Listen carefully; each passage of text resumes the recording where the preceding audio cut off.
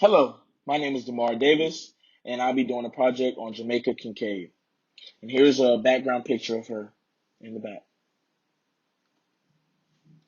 Her biographical information: Jamaica Kincaid was born Elaine Potter Richardson. She was born on May 25th, 1949, in Antigua.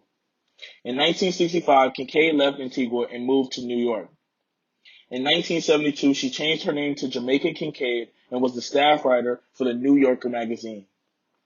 Kincaid's love for gardening inspired some of her work.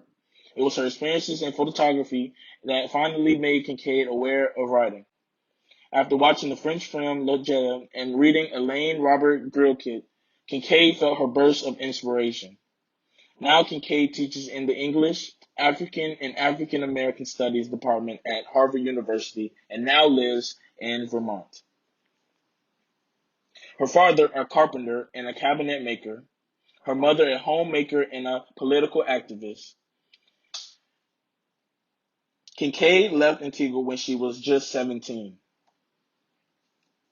As the eldest of four and the only girl, she was apprenticed to a seamstress, then plucked from school where she was excelling and sent to the U.S. as an au pair, which is a servant. Then she changed her name to Jamaica Kincaid because her family disapproved of her writing. Kincaid was the only child until she was 9, at which time the first of her three brothers were born. Until their birth, Kincaid had enjoyed the sole attention of her mother, who taught her to read when she was 3. Her family was very poor. They had no electricity, no running water, or plumbing in their home.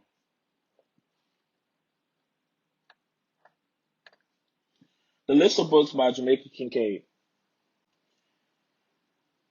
At the Bottom of the River, Annie John, Annie Gwen, Lily, Pam, and Tulip, A Small Place, Lucy, The Autobiography of My Mother and My Brother, St. James Guide to Young Adult Writers, My Garden, Mr. Potter, Talk Stories, My Favorite Tool, Among Flowers, A Walk in the Himalaya, See Now Then, and The Autobiography of My Mother.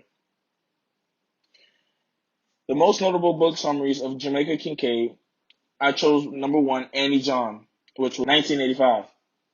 Annie John is about a bright young girl who finds joy in dead people.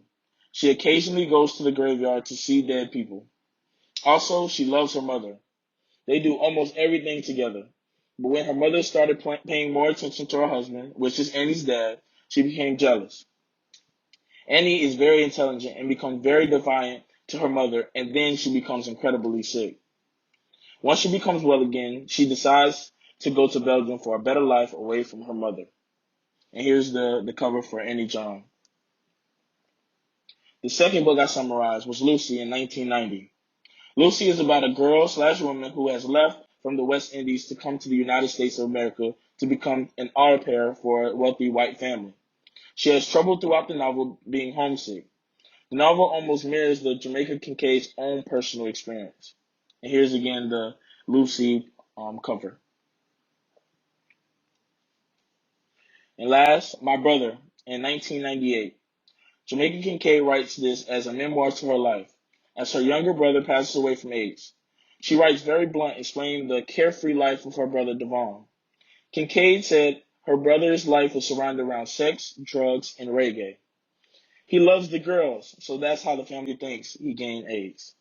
And here's the cover for My Brother. Jamaica Kincaid's contribution to his or her period. Jamaica Kincaid is widely praised for her works of short fiction, novels, and essays in which she explores the tenuous relationship between mother and daughters, as well as themes of anti-colonialism.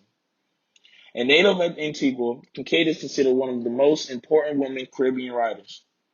Over a career that has spanned more than 3 decades, Kincaid has earned a reputable place in the literary world for her highly personal, stylistic, and honest writings.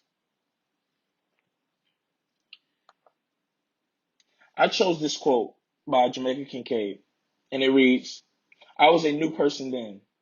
I knew things I had not known before. I knew things that you can know only if you have been through what I had just been through. After Kincaid turned 17, she was sent to the United States to work as an au pair for an affluent family in Scottsdale, New York. She was expected to send money home to her family, but she would not. She received letters from home, but she would not open them.